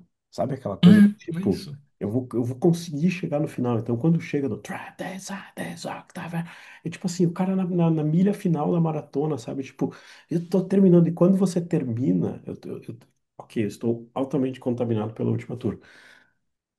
Mas quando você termina, é quase uma superação, entende? Eu consegui terminar, a banda terminou, sabe? No show tinha É. muito isso, assim. Não dormir durante 24 minutos. Sabe? Tipo, tem essa coisa. Imagina acordar. A banda terminou, entende? Tipo, fazendo uma analogia, a banda correu uma meia maratona, 21 quilômetros, 24 minutos. É, Então, porque É isso, né? Porque eu lembro quando a história da Change of Seasons, que era a música de 20 minutos que era pra ser parte do Imagine Words e a gravadora vetou e já começou em pé de guerra ali. E que depois, quando o Dream Theater faz sucesso, eles lançam como EP ela em 95, que também 30 anos. Já deve ter sido, vai fazer 30 anos, se é que já não fez, né? A Change of Seasons de 20 minutos. Assim, era uma maratona mesmo. Era a sensação de maratona. Tipo, o Dream Theater fazia a referência da música de 20 minutos que ocupa o lado inteiro do vinil, né? Que não tem mais vinil em 95. Em 2005 tava voltando a ter, mas ainda não tinha pegado, reengrenado tudo. Esse disco não sai em vinil originalmente, que eu saiba, assim. Até depois dá pra ver no Discogs se isso teve. Mas ele é feito para CD, 75 minutos de duração, precisa usar todos os segundos disponíveis do CD. Mas é essa sensação de maratona, uma música de 20 minutos para você chegar no final e que você coloca. E aquilo 5 partes, né? Octavário, 8/5, né? Esse conceito assim, 8/5 que eles trabalham. Provavelmente deve ter algum tempo também nisso daí que eles devem colocar. Assim, é uma música legal, você acha que. Pra mim foi a parte mais chata, uma das piores partes do show do. Eu não tava cansado já, deu uma música de 24 minutos ali no final da segunda parte, do segundo set do show dessa reunião de 2024 agora. Mas eu sei que pra muita gente era ver essa música ao vivo foi um sonho realizado, como vai ser pra mim se um dia eu vir a Change of Seasons inteira ao vivo. Eu lembro da reação da galera com o Octavário, assim, quando termina assim, Não, ó. o povo alucina na hora que começa naquele só, na hora que tem a primeira vez a melodia ali. A galera, nossa, alucinou, assim, com ver abaixo, assim. Mais ou menos parecido quando tocou o Gilmour aqui, e na hora que ele faz a primeira parte do estrofe, tem, que vem abaixo o estágio ali na Fernando Crazy Diamond. Mas assim, acabou ficando, é a segunda música mais executada do disco ao vivo e assim, o fato de não ser a primeira, mas ser a segunda, a terceira música, né? Root of All Evil foi mais executada do que ela. Mas faz algum sentido de entender o tamanho que essa música tem. Uma música de 24 minutos não é fácil pra banda tocar. Exatamente. Mas quer ver? Ela foi tocada quando, assim? Octavário. Isso, depois da turnê do Octavário, ela só foi resgatada agora, na turnê da volta do Portnoy. Nunca foi tocada sem o Mike Portnoy, essa música, em nenhuma das turnês seguintes. Encaminhando a coisa, esse é o disco que a banda definitivamente ela já conhecia o Brasil, mas é o que a gente falou, é a turnê que a banda estreita o laço de vez com o Brasil. É, ela volta pro Brasil, né? Ela tinha vindo em 97, 98, 97 às vésperas da saída do Falling to Infinity, 98 na reta final da turnê do Falling to Infinity. Depois acho que eles vão fazer uma turnê abrindo pro Deep Purple, que é quando o Portnoy resolve falar que quer pular fora da banda. O Portnoy chega a falar que vai sair da banda e pede pra comprar passagem pra ele voltar e não fazer os últimos shows. A banda tem que convencer ele a ficar, assim. E aí ele fala que se é pra ficar tem que mudar tudo, eles mandam empresário embora e vão trabalhar com o Frank Salomon, que era o empresário do Deep Purple, mandam o Cherininho embora e tal. Aí esse retorno em 2005, que na época parecia uma eternidade, né? Essa espera de 98 a 2005, de 7 anos, parecia assim, o Dream Theater nunca mais vai voltar. PS. Eu lembro que eu dei essa informação em primeira mão aqui no Brasil pro pessoal do fórum, porque eu fui ver eu tinha visto o Dream Theater tocar no Sweden Rock em 2005. E o Sweden Rock, você estava cobrindo, tinha uma área tipo de imprensa, que era uma área meio. Tinha comida, tá? Um bar separado. E nisso eu encontrei dois caras que tinham acabado de montar o palco, acabado de montar o palco do Dream Theater, que ia tocar no palco principal, ou num dos palcos, acho que não foi no palco principal, inclusive, que eles tocaram, foi no palco secundário, mas os três palcos principais do Sweden Rock são grandes. E aí, eu falando alguma coisa ali, os cara falam, o cara fala assim: ah, não, vocês são brasileiros? É, não, tá, né? A gente vai tocar no Brasil no final do ano. Já pediram os nossos documentos para regularizar. Falei, sério? É, né? A gente vai tocar América do Sul no final do ano. A gente vai rolar, já estamos já os trâmites burocráticos já estão fechados para isso. E aí, quando eu venho, eu volto pro Brasil, eu falo, ó, a gente vai ter Dream Theater em 2005. A galera não acredita. Você tá inventando, não sei o que. Então, vai ter, os caras me falaram. Não vieram. E aí, quando confirmou ali, uns meses depois, confirmou isso daí, eu lembro do desespero, comprar ingresso no primeiro dia, pros 2 dias pra assistir, foi. E Ah, aí, a galera veio em peso pra São Paulo pra assistir esse show. Eu lembro de receber amigos em casa. Foi. não, eu lembro, tipo, eu já tava namorando com a Pri, a gente fica num hotel aqui, a Pri pega, a Pri tem que fazer algum serviço em algum fórum aqui, e aí ela vai até o Credit Card Hall comprar, porque eram 2 noites, 2 pessoas, 4 ingressos. Então ela vai comprar para não pagar taxa de conveniência. Pagar meia também. Tinha um negócio, só É, comprava, só conseguia pagar meia comprando meia em eu lembro loco que ainda. Tinha um monte de frescura pra comprar ingresso. não, como é que é aquela menina que é super querida que era do fórum, como é que é a Fernanda, tipo, que a mina veio de algum lugar de longe também, que a A galera fez ver, vaquinha pra mina conseguir vir, tipo, uma Luciana mobilização veio, tanto. uma galera veio de fora pra ver. Assim. Eu lembro, tipo, mano, foi muita gente. Aí teve os dias de o pessoal marcado de se encontrar, ficar num bar à tarde pra depois todo mundo junto pro Criticar Hall nos 2 dias fazendo isso. Teve uma galera que foi pro Rio e depois do Rio veio pra cá, assim. Então, teve, assim, foi uma comoção total. Eu lembro que depois do primeiro dia do show, assim, a gente tentou ir uma lanchonete, assim, só que o show terminou tarde, né, porque o show de 3 horas. E a lanchonete já tinha dispensado a maior parte das pessoas, e aí, de repente, chegou 100 pessoas quase saindo do show do Dream Theater pra ir na lanchonete, porque a gente combinou achando que ia umas 10 no máximo, 15 no máximo, de repente apareceu tudo quanto é gente, não parava de chegar gente, não tinha os caras não tinham como dar conta, assim. Foi muito louco, assim. Putz, eu tô lembrando do lugar agora, tô lembrando, acho que a gente, não, É, não, foi no lugar, era perto do Via Funchal o lugar ali, que foi é, depois do não show. é, Era Roller Burger que chamava, assim. Não isso, sei se isso, não existe.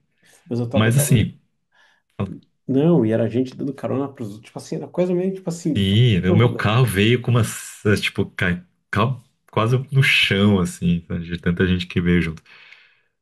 E assim, agora dos shows em si, foram 2 shows, setlist 100% diferente de um show pro outro. Ele acho que só tocou só uma música do Cines que repetiu, tocou no primeiro dia, tocou no segundo, porque a turnê de 2005 era uma turnê que eles começavam com os shows, eles começavam com 2 músicas do Octavário, e aí faziam ordem cronológica.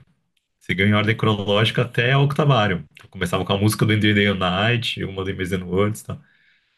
Então, no primeiro dia, pra não zoar a sequência, tinha uma música do Symphony na Memory, que acho que eles tocaram esse de Deja Vu. E aí, no segundo dia, dá pra ver aqui já. Aí, no segundo dia, eles fizeram um set com as músicas diferentes do primeiro dia e tocaram o Cines inteiro. Quando a gente encontra o Dream Theater depois depois no autógrafo ali, que foi depois do segundo, acho que foi depois do primeiro dia, inclusive, mais um motivo pra gente chegar, todo mundo chegar tarde na hamburgueria. O Portnoy vira, fala, né? O Chiquinho vai e fala, não, fui eu, desculpa, né? Ele fala, não, não se preocupa com isso. Mas você vai conseguir o que você queria, assim. Como se a gente já não soubesse, todo mundo já não sabia que eles tinham tocado aquilo inteiro na Argentina, eles já tinham tocado o Sem na Memory inteiro, assim. e, e, e Inclusive o Thiago Sarx ficou em casa pra esses 2 shows. E uma coisa que eu tava lembrando esses dias até na outra turnê, não é uma conexão que cada um vai levar para um lado. É no domingo, como é que é a história? A gente precisaria da Dri, do Giba, para conferir isso. Se não é no domingo, quando a banda toca o Sines, que é o disco da história de vida após a morte, parará, parará, que o Labri sabe que o pai faleceu, não tem uma história assim? É, coisa assim, tipo. Que, tipo, Foi legal. ali eu acho um ato de, tipo assim, eu dou meus méritos pro Labri, tipo, o cara foi lá e, tipo, cantou um disco que vai mexer exatamente com a dor dele do dia, entende? Então, ali eu, tipo, tenho uma recordação muito, muito querida, assim, por isso, tipo assim, eu falei, pô, você receber a notícia, essa é uma notícia que ninguém quer receber. E aí você recebe essa notícia, mas no dia, tipo, que você tem que cantar um disco sobre coisa, tipo, então Acho que a gente não notou na época, ele foi muito profissional, a gente não notou nada nesse ponto. É, não, inclusive ele tava tranquilo, falando com as pessoas tranquilamente no sábado à noite ali, então sei se ele. Não sei o que aconteceu pra morte do pai. Foi o seu parente dele que morreu, os pai e a mãe que morreu. Eu sei que Morreu de faleceu o pai. alguma doença que ele já tinha ali, ou se morreu por alguma coisa que foi súbita.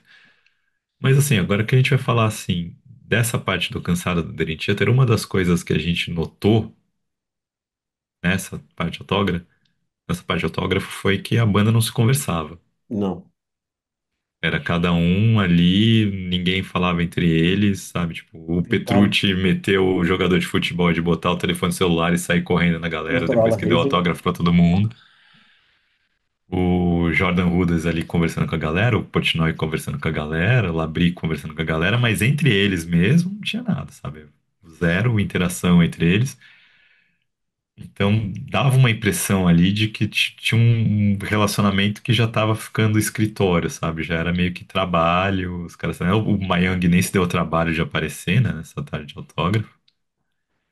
Mas aí fui falar que quando eu fui em 2002 na França ali que eu tava, o Mayang também não apareceu no negócio do fã-clube, assim, que foi um evento do fã-clube muito mais solto, assim. Esse da França de 2002, porque foi na local de show, terminou, todo mundo que tava com a credencialzinha ficou lá, e a banda foi aparecendo e trocando ideia, pegava, tomando refrigerante, cerveja, vinho, quem fosse tomar lá, mas conversava de boa, você levava, dava as coisas pra autografar, eles achavam um lugarzinho pra encostar e autografavam.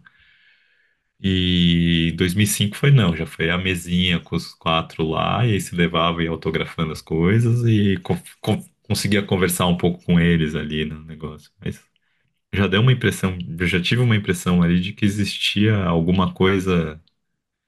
Não tá, coisa não estava funcionando tão bem assim, mas naquela época a Não gente estava achava que talvez colando. fosse o cansaço de turnê, né? Os caras eram os últimos shows do ano. Eles vão tocar na Venezuela depois desse show, nem sabe, lembrava que eles tinham visto na Venezuela. Mas o. Mas assim, claramente tinha um clima do tipo, a coisa já não estava funcionando tão bem.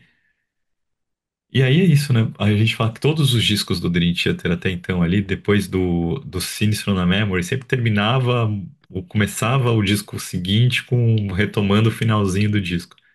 E esse é o disco que ele termina. Quando termina o Octavarium, ele retoma o início do disco, que é como se fosse acabou o ciclo aqui, sabe? Fechou. Isso pra mim é meio simbólico, porque o que o Dream Theater lança depois disso daí nada me chama atenção. Pra ser sincero, já os três discos já me chamavam. Eu acho que foi meio que pra mim 2005 foi final de história, sabe? Assim, eu acho que essa história teve um epílogo muito legal pra mim, que foi que em 2007 eu vi a banda tocando em Emerson Words inteiro. Pra mim foi um epílogo. E pós 2007 pra mim, assim, passou a ser. Eu ia ver shows do Dream Theater, mas eu nunca mais tinha a emoção que eu tive em 2005. Sabe? Nunca mais pegou pra mim dessa. Nunca mais foi essa banda pra mim. Pós 2005, o Dream Theater foi uma banda que eu lembro com muito carinho de quanto ela foi importante pra mim nesse período de 92 a 97. Quanto de 97 a 2005 ela foi importante por outros motivos, não tanto pela banda, não tanto pelo que a banda estava fazendo, de 99 a 2005, vou dizer até mais, 98 a 2005, muito mais, não musicalmente pelo que a banda fazia, mas por toda a comunidade que se formou em torno dela. E a partir de 2005, a comunidade se manteve, a banda em si, para mim, não significa nada.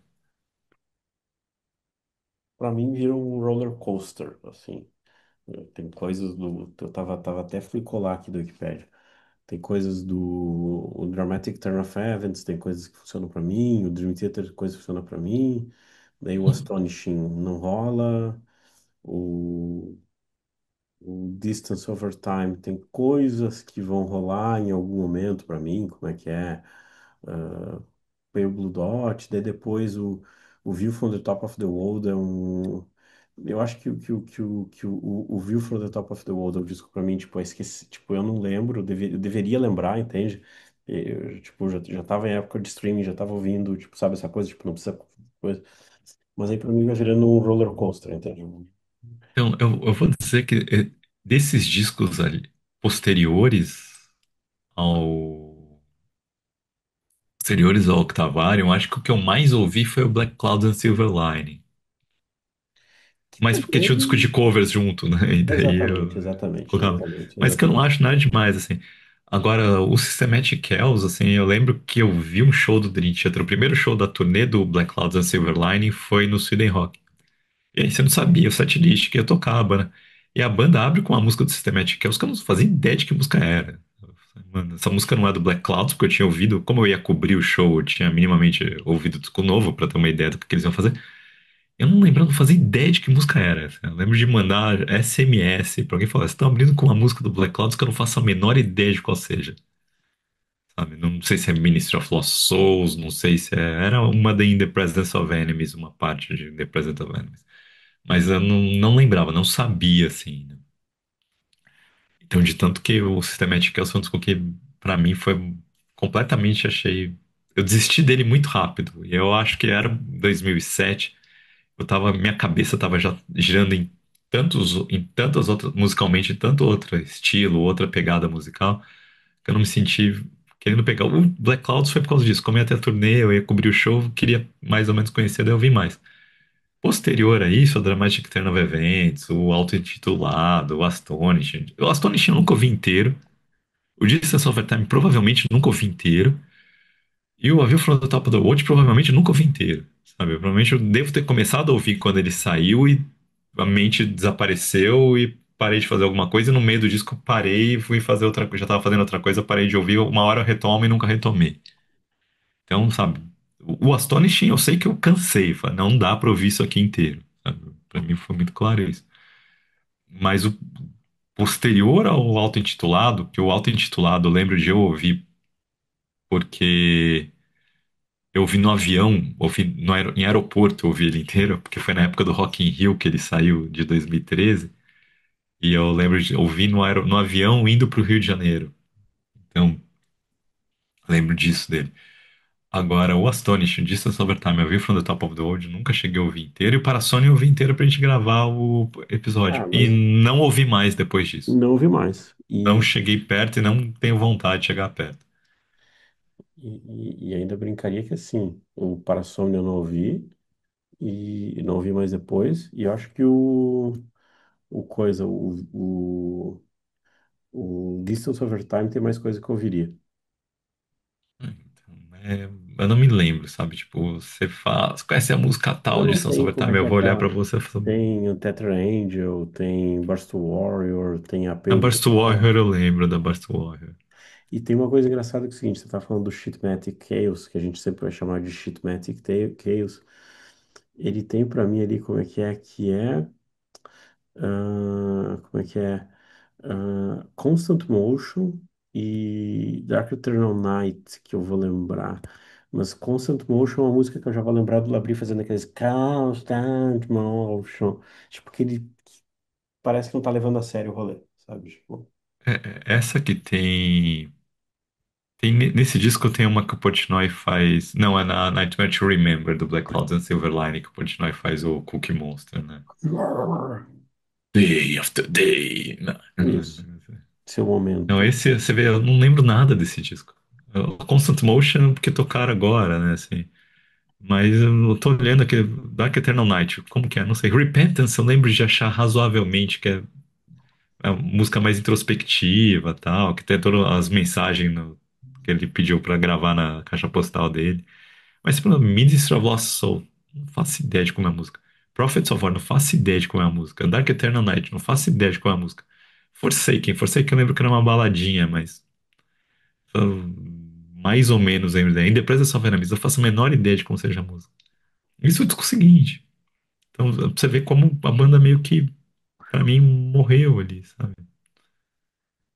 Pra mim, a banda foram substituídos por robôs depois disso. Os robôs do Distance Over Time. É o Então, é pensamento uma que eu pena, tenho. assim, sabe? Tipo, uma pena, assim, não vou dizer uma pena, né? Tudo na vida é assim, né? Tem banda que você gosta, não faz sentido numa parte da sua vida, deixa de fazer sentido na outra. Exato. Provavelmente o cara que tá falando mal da gente ali, o cara ficou bravo com a gente no episódio de Sleep Token, talvez daqui a 5 anos não goste mais de Sleep Token, assim. Ou talvez ele goste hoje de Sleep Token, a banda que ele gostava 5 anos atrás, ele não ouça mais, assim. A vida é assim que funciona. Acho que não tem nada de errado nisso. A gente vai mudando Exatamente. nossos gostos, a gente lembra de coisas que a gente gostava no passado e hoje fala, puta, como eu gostava disso. Dream Theater era uma das bandas que eu gostava no passado e continuo gostando muito, principalmente essa fase dos anos 90 deles. Mas essa fase pós-Fallen, pra mim, é uma fase que musicalmente não ressoa e pós-Octavarium eu mal conheço. Ah, não, eu lembro, mas passou. E eu acho acho que para mim a maior síntese é que depois eu dei um Shitmatic Chaos pra Pri e até hoje o CD que ela ganhou tá lacrado. Tipo, o meu eu Mas abri o dela, faz tipo, sentido, isso é presente que você dá pra pessoa, né? Tipo, me ofereceram o ingresso pro Dave Matthews Band no domingo. Falei, mano, você é meu amigo, cara.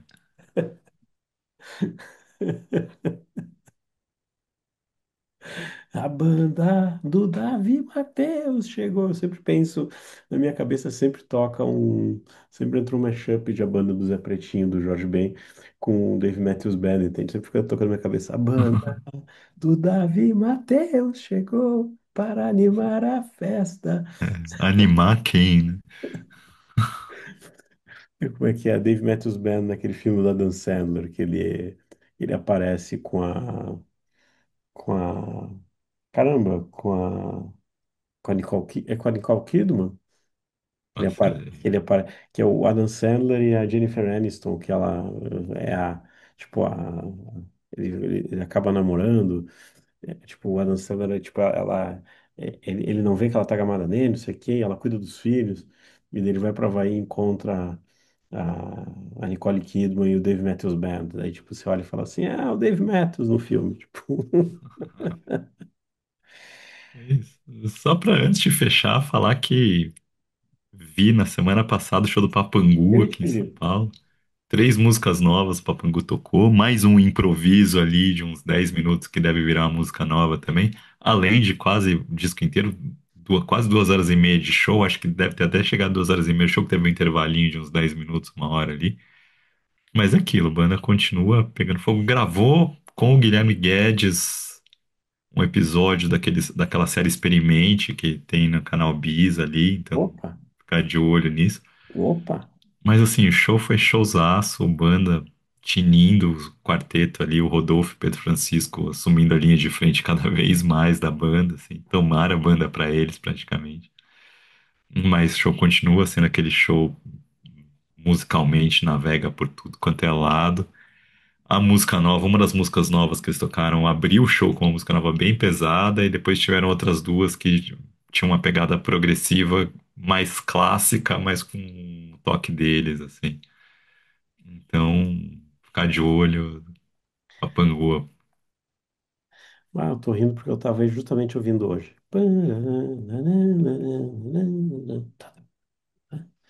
O bandinha massa, o bandinha massa, e como é que é? Como é que é? A gente vai fazer um pano de prato escrito Papangu pra gente passar todo episódio, né? O nosso. E, e lembrando, vai estar na newsletter também, mas no próximo dia 15, o Ruai, que é uma das bandas que eu mais gosto de São Paulo, uma banda instrumental daqui, tem uma pegada meio, não sei dizer exatamente stoner, mas stoner tropical, alguém fala assim, tipo, mas é difícil de categorizar o jeito deles de tocarem, mas é bem único o som deles. Eles vão lançar um disco novo agora no dia 15 de junho. Por que dia 15? 15 anos. Eles fazem 15 anos, né? Então eles escolheram o dia 15 para isso. E no final do mês, dia 28 de junho, eles vão fazer o primeiro show deles em 2 anos. Vai ser no Bar Alto, em Pinheiros, em São Paulo. Então, quem gosta, vale a pena ir atrás tentar assistir. Eu vou estar lá, certamente. Muito bem, muito bem, muito bem. Então é isso, pessoal. A gente literalmente fizemos uma nerdice de Dream Theater. Acho que deve ter dado umas 2 horas de episódio, se bobear. 2 horas, 1 hora e Acho que 40. não, dá 1 hora e 20, 1 hora e meia. Não, hoje foi massa. É isso, pessoal. Muito, muito obrigado pelo seu play. Muito, muito obrigado pela sua atenção. Obrigado a todos. A gente faz a piada com o Sleep Talking, mas muito obrigado. Vocês nos deram Valeu, views. isso. Ah, Sleep Talk é Também, a gente pode não gostar da música, mas a gente respeita, né? Exatamente. O E que eles aquilo que estão eu, conseguindo é é, impressionante, tem e, mérito, óbvio. e aquilo que eu tava falando com uma gente assim depois que eu vi o episódio, como eles é que eu achei mais legal, como eles pegaram umas coisas, estratégias que a gente via em outros lugares e estão usando. Então é isso, pessoal. Muito obrigado pelo seu play, muito obrigado pela sua atenção e até a semana que vem.